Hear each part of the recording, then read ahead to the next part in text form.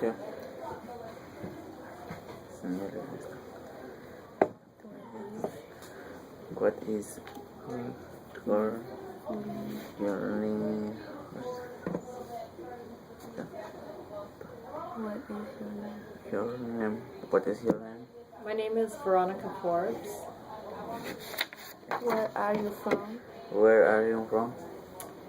I grew up in San Diego. I was born in the Philippines. Right now I live in Ingleside in San Francisco. What do you work? I work for all of the San Francisco single adult homeless shelters. We have a shelter in the Tenderloin, South of Market, and in the Mission. How long have you worked on this topic? And I think our topic is alcoholism, is it? Let's see. I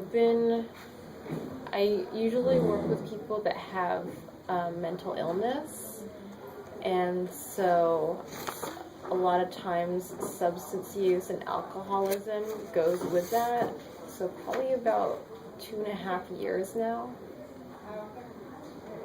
Can you describe the work you do? Yes. Currently, I have offices located inside the homeless shelters, and either myself or staff will recognize somebody that is struggling with mental illness or substance abuse, and sometimes clients will ask for help themselves. So a lot of my work is case management. So I help people get housing, get food stamps, Social Security, employment, health insurance, ID cards, documents. So I help people get resources that they need to survive and have a better life and be independent. We also provide counseling services. So people that are experiencing problems with alcoholism or drug abuse, or have a history of having trauma or being abused, or people that have a serious mental illness like depression or schizophrenia. We kind of help them understand the way their mind works a little better, and sometimes we'll link them with a psychiatrist. And what's that? Hey, what's that message? Yeah. So sometimes we'll link them with a psychiatrist and help them get the medication they need. You're very popular. So that's the kind of work that we do. And a lot of times when people are trying to get resource or services, they receive a lot of stigma or get turned down for services because they don't have enough money, or maybe they have like a criminal history or stuff like that. And so we kind of help them break down those barriers. Why do you care about this problem? That's a good question. I think I was exposed to a lot of violence and poverty growing up. I lived in a really dangerous neighborhood, and I think I just really cared. And I saw a lot of people that were suffering, and I worked really hard to get myself into college, and then after graduating college I got a master's degree, and the only thing I could think to do with my education is to kind of go back to my roots and the people that I was surrounded with, and kind of, help them come closer to finding their place in this world. That's something I did for myself. What is about What is hard about your job? What is hard about your job? I think one of the most difficult things about my job is one of our locations has a drop-in center. So homeless people come in from off the streets, and we don't know them. We don't know their background, and they are in crisis, and I have to hospitalize them. And I don't know if they have a mental illness. I don't know if they're high. I don't know their names. They don't know their names because they're, really in a bad place. So I have to do almost a lot of detective work to find out what is going on, so I can make the appropriate calls either to the police or to a hospital or to the psychiatric ward. So really, thinking on my feet and trying to figure out what's going on. And also a lot of programs in San Francisco lose funding, and they close a lot of services that our clients really need. And so it's hard for us to provide them help if the help doesn't exist. So you don't know if they are just like their comments, so just like you don't know if they just came to see like what's going on, if they need help or that, right? Yeah, some people are, people who are homeless sometimes have a hard time getting like a regular amount of sleep, or they have medical conditions that they're not able to treat at a doctor's office, so they'll use drugs to kind of help with like pain in their body or whatever it is. And if you don't sleep, you tend to have a really poor memory. So it's hard to help somebody if they don't remember their own name. Yeah. And we don't know who else they're working with or where they belong. So it gets really confusing sometimes when people are just coming in off the streets. Okay, can you give us 3 examples of how your work has impacted people in your community? Absolutely. Let's see. One of my clients used to try to commit suicide about twice a month, and we did a lot of therapy with him and a lot of work with him, and eventually he got to a place where he was using substances less, and he obtained housing, and then he went 6 whole months without trying to kill himself. So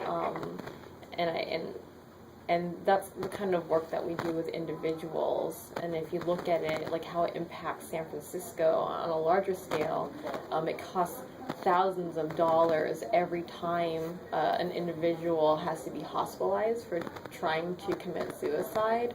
And so if you do that twice a month every month, it really adds up. So if you give them services, the county could save a lot of money if they invested into more people like myself to like give people free therapy. Then they could save all that money from hospitalizing them. So that's kind of smaller and bigger picture, one example. Another example is because we work with the homeless population, one of the biggest goals that we have is to get people housed again. So I'd say my team probably houses about 5 people each month into permanent housing, and it's amazing how well people do once they have stable housing. Some of them go on to get jobs or do volunteer work, and they become really connected to the communities, and they start attending like music groups or church or whatever it is that's important to them. And that's another way that our job impacts the community. I'm trying to think of another example of what something I think we do is really important. Another thing is we get we provide education for individuals who struggle with substance abuse and mental health. And a lot of times when people like learn more about what's going on with them, they make better decisions about how to take care of themselves, and then they can address kind of the root of the issue that's causing them to drink a lot of alcohol or have a lot of anxiety and lose a lot of sleep, and they can't function the next day. So a lot of our work is kind of educating people about what they might be experiencing so they can help themselves. Okay, how do you think this problem affect the SF Bay Area? It greatly affects the Bay Area. It's really expensive to provide emergency services to people that struggle with serious mental health and substance abuse. So it costs a lot of tax dollars to provide emergency services if the preventative stuff like what I do isn't available. Also, people who are not receiving the help that they need and are very traumatized, they may tend to commit more crimes just to survive. So, like a lot of people do not want to sleep outside, and they can't get a bed inside the shelter, and so they'll try to attack a police officer, or they'll try to smash windows just so they can get arrested so they can sleep in the jail or the hospital for the night. So there's a lot of that goes on. I mean, you've probably seen like videos on YouTube of the naked guy in the BART station attacking people. Just trying to sleep in a bed. So, I mean, those are some of the people that we try to help. People that are seeking help in the wrong ways and trying to get attention. Usually, some of those behaviors are a cry for help. Like, somebody look at me. I need help. I'm suffering. That's true. Okay. No. Sabor. Okay. Okay. Do you have a personal experience that made you want to change this problem? I do. My father has been chronically homeless for over 20 years. And he is an individual that got tired of sleeping outside, and he committed a crime so that he could live inside a jail so he wouldn't have to be homeless anymore. And that's very heartbreaking. Myself, I experienced being homeless for about 3 months, and that was enough for me. So it's definitely the day-to-day life of being homeless is something that you could really only understand if you worked in the field for a long time or if you've experienced it yourself. But no personal experience with like alcoholism or substance abuse in my family. That's just something that I've learned about it in my work. Okay. So, you go, Jenna.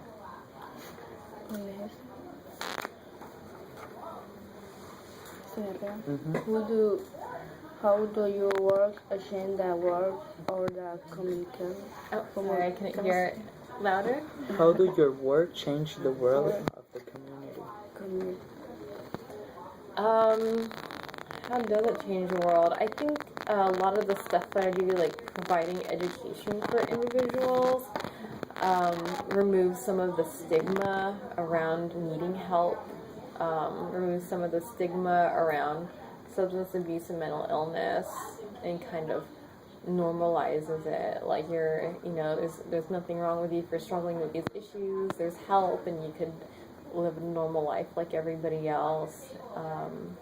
And I think mental illness and substance abuse is something that a lot of people are ashamed to talk about, and so I think the more open people are, the more positively they see helping services, then the more available it would be. I also think that there's I'm really young in my work, and a lot of people that are just graduating from school and going into this kind of work have a little bit of a different attitude, and that's we don't tell people what to do with their lives, we don't force them to change, but instead we give them information, we let them make their own decisions, and we don't judge them. So what I think might help somebody stop drinking alcohol, or stop struggling with voices that they hear in their head. What I think might help them might be totally different from what they think might help them. So my generation of mental health workers, I think, is really putting a different perspective on the type of services we provide. So people are, less afraid to ask for help because they're not going to be treated like they're being punished or anything. But they feel more empowered. Okay, what can young people do to help change this problem? I think there's a lot of hope in younger people getting involved in social justice and in mental health and substance abuse work. I think it's really important that young people vote, like as soon as before you turn 18, to start to educate yourself about the issues and vote really wisely. I think it's especially important for people of color and of ethnic minorities to vote and have a voice in changing the way our county spends its money and helping people. I also think it's really important that the newer generation talks more about struggling with depression or stress and that kind of stuff, and maybe problems that they have at home, so that people are less ashamed to ask for help. And I think that's something that more and more people are coming out with is sharing their problems and being more open about it.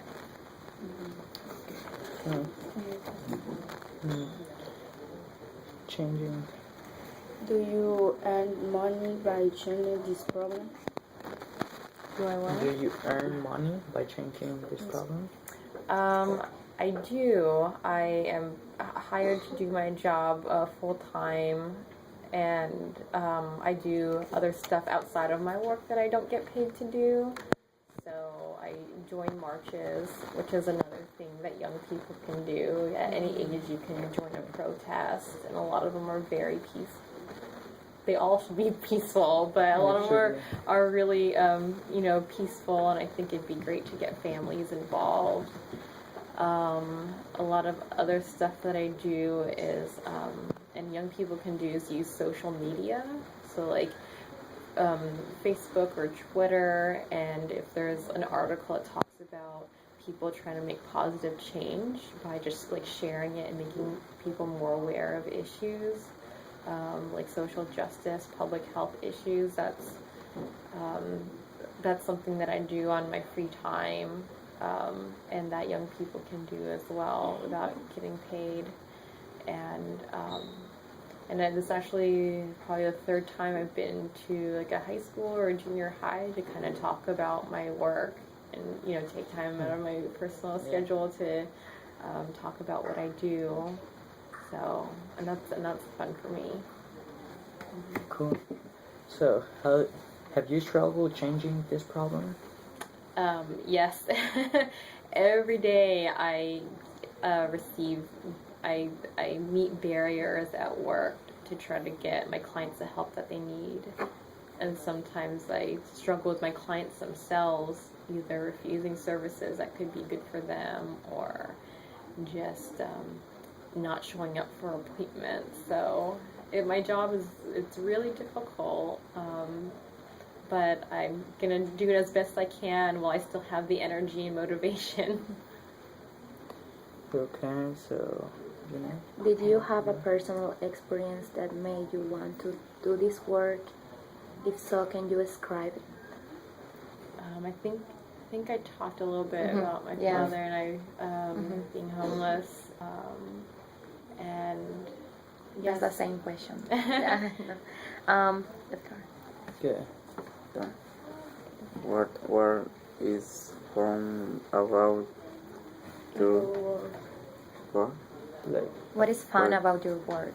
something funny about your work. Um, Because we already know about the homeless guy who was naked. So. It's really great meeting my job is a very social job. Some people have desk jobs or they're pretty isolated. I'm surrounded by people constantly every day, and I get to hear their life stories, and it's really exciting finding out where people come from. I had a client that hung out with Elvis, an elderly lady. Either that or she made it up. I don't know. A lot of people in the shelter own dogs, and so one guy has a dog that does cartwheels when it pees, which is really funny to watch. I mean, a lot of the people that I work with are a real joy, and a lot of them are so isolated because they had such a hard life. They had to leave all their friends and family to survive. And then, people are afraid to talk to them because either they have mental health issues or substance abuse issues. And so a lot of times I'm the only relationship that they have.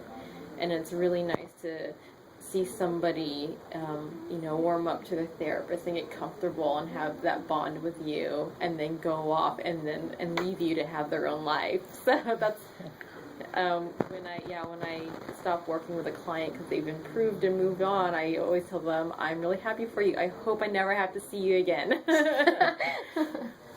Yeah, that was actually the last question. So yeah.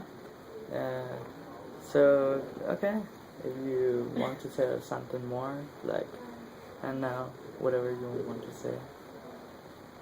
I don't know if there's anything else I want to say. I guess, in closing, it's really great to, say goodbye to a client, and I run into them all over the city, and they sometimes will stop me and tell me how great they're doing with their life and how happy they are, and it's really nice to, live and work in a city that I care about so much. Okay, thank you. It was nice to meet you. You too. So, I'm Josh. I'm Pamela. Pamela? Janet. Janet? What is it? Yeah. Agar? Yeah. Nice to meet you guys. Am I going to get to see your final Uh, product? Yeah. I was thinking and upload it to YouTube, just to bring out just the sound. But if you want to Okay. see it, I can just fun. email it to you. Yeah, that'd be great. Email me the YouTube link. Okay, so let me